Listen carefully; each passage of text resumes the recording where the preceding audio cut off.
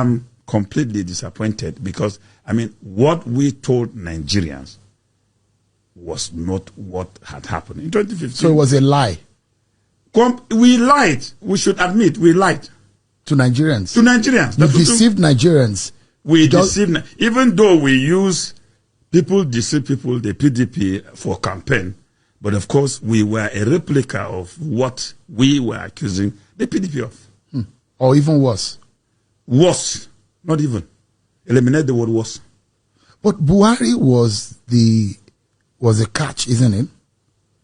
People wanted the exit of PDP, thinking that Buhari was the messiah at the time. But now there are those who will say Buhari was a disaster. Those who do not see that Buhari did anything good in that 8 years will think that Buhari wasn't the best for Nigeria at the time. What happened? Buhari was also used and done. Who used him? Buhari's charisma was needed at that point in time by the political elite to eliminate Jonathan. And shortly after Buhari had taken over power, these set of political elites emerged and hijacked government. And Buhari was a stranger. I can say this at any point in time. Buhari was a stranger in his own government. And I can corroborate this because I went to see the president in 2020 when I was out of office. And I told him, Mr. President, this wasn't what we told Nigerians. And that I have conscience.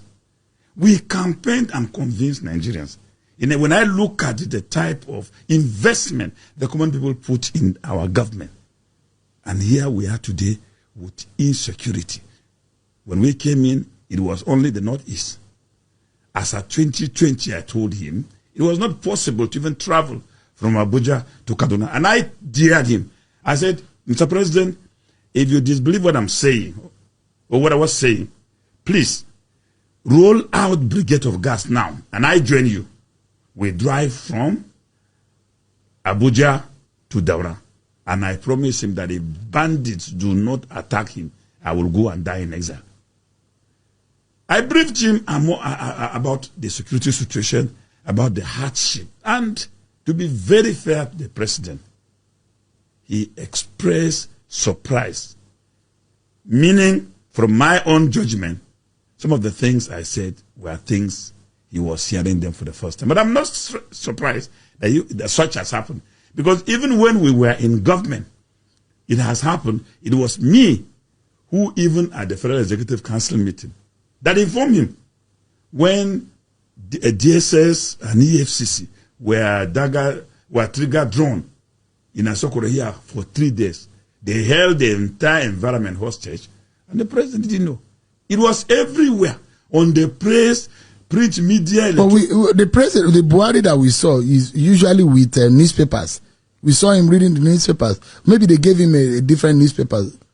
Well, those who had such knowledge had actually claimed that his newspapers are different.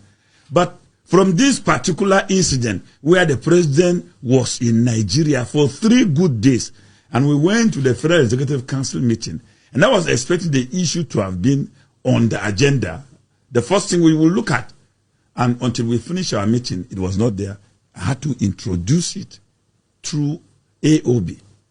And the president was completely in confusion, listening to what I was saying. And at the end of the day, we even left without any closing prayer because he was visibly angry.